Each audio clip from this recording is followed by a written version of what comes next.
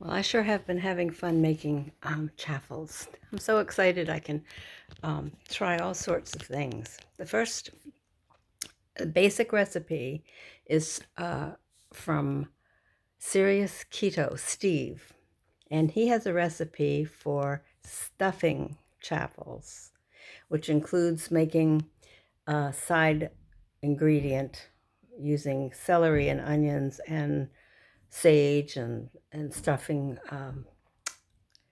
seasonings, which I made up, and then I put a tablespoon. Look at this stupid hair. Tablespoon in a plastic kitchen wrap. I guess press and seal is what I used, and I made tablespoons shapes, and put that in the freezer. Okay, so his basic recipe is a kind of a little difficult to make. Not difficult, but tedious because there's so many ingredients. Um, but what I've done, and you can go to his website, Serious Keto, just look up stuffing chaffles and you'll get the ingredients. And what I've done is created baggies of the stuffing chaffle ingredients minus the mozzarella, the egg, of course, or any liquid, and any seasonings. So it has all the other ingredients. Let me see if I can use my iPad to give you an idea of what's in each of these. But what I'm going to do now is I've been using this is what I call my basic. And I use a blender. Now I have the one that's like a pulse blender. And I put all the these dry ingredients in that bowl and blend it. And then I add the mozzarella, the egg, whatever liquid. In this case, the recipe of the stuffing is chicken broth, and seasonings, those little seasoning packs that I made. And believe me, they are delicious. I find that I use a rotisserie chicken and try to use it all up because it's very good.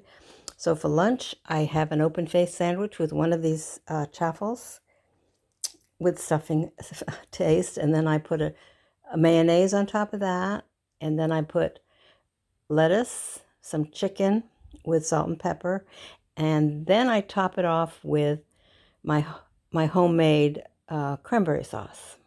And it's like an open-faced sandwich, and it is really delicious.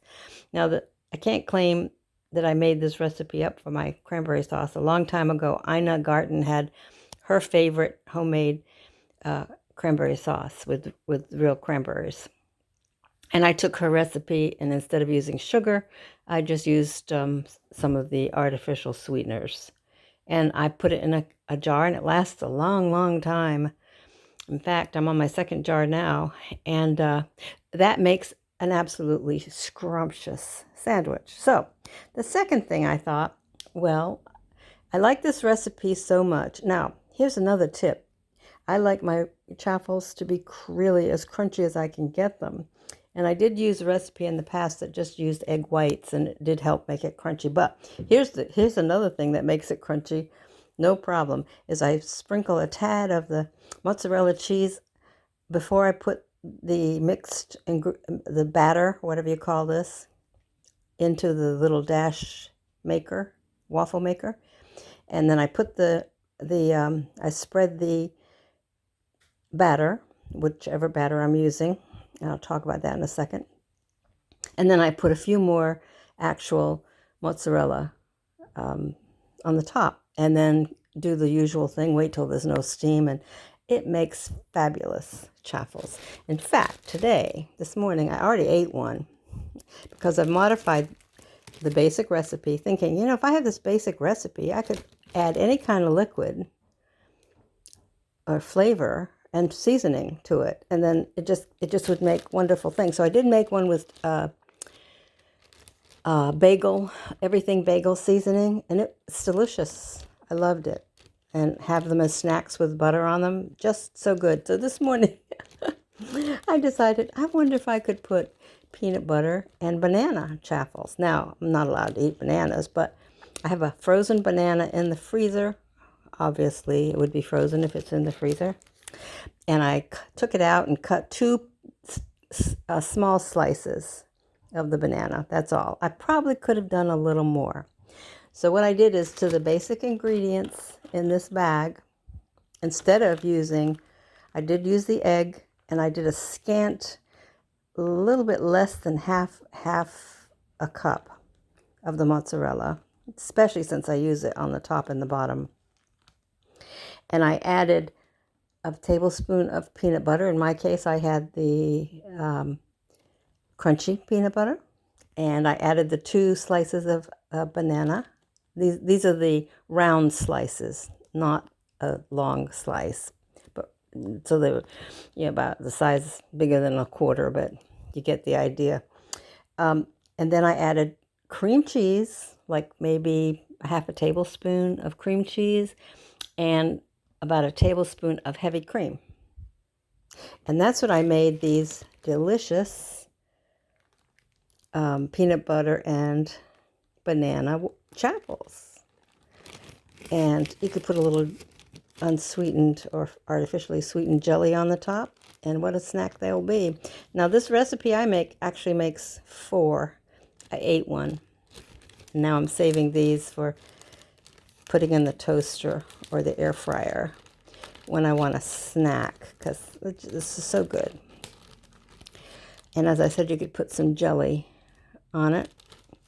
And now I think maybe it could use maybe a tad more peanut butter and a tad more banana, but I'll experiment later with that.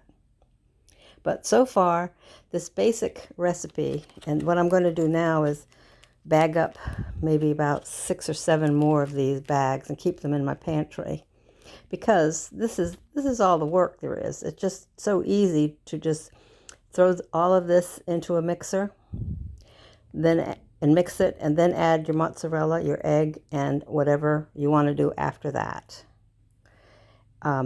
Now, as I mentioned earlier, the way to get it crunchy is put a little mozzarella on the bottom and a little mozzarella on the top of the chaffle. As you put the mozzarella cheese down before you put the batter, and then a sprinkle of mozzarella cheese on the top. So that makes it super crunchy. Now, this is a reminder to myself of what ideas I have. I have a passion for chocolate-covered almonds from Costco. Now, they're not on the diet, but I did look at the carbohydrates, and I think 11 of those little babies is like 12 grams of carbohydrates, and 1 gram for fiber, so that makes it 11. So each one of those has like 1 gram of carbs. So that's not too bad.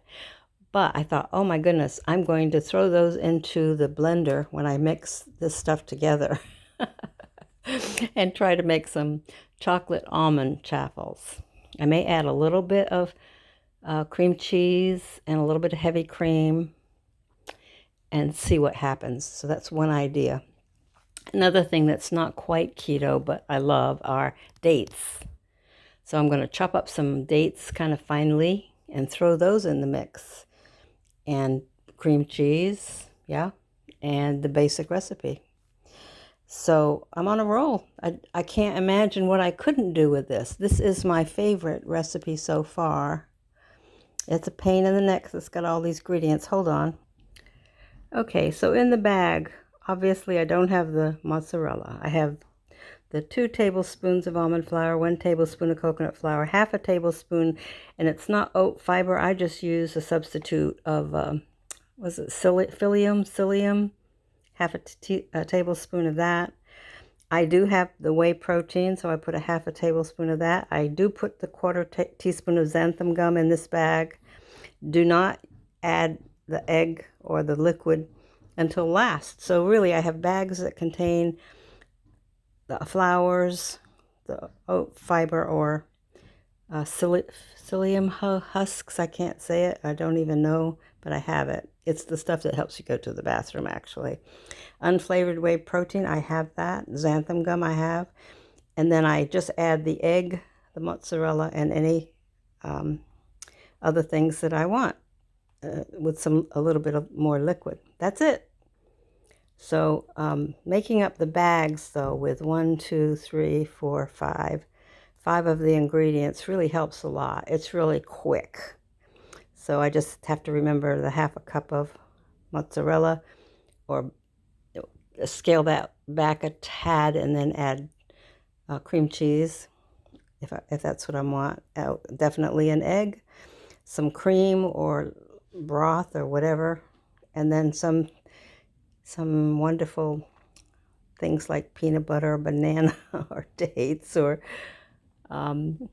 savory. You can make the bagel flavored ones. It's just a great recipe, and Steve at Serious Keto is responsible for this basic recipe, and I love it. So that's it. This is mostly a reminder to myself of some of the things I want to try that I have not yet tried. But I've never been disappointed with a single one I've made. They taste wonderful. And they are nice and crispy because of I don't know where I got that tip of putting a little, sprinkling a plain out of the bag mozzarella before I put the batter in and after I put the batter in. And boy, that makes a huge crunchy chaffle. Okay, this is for me and anybody else that might be interested.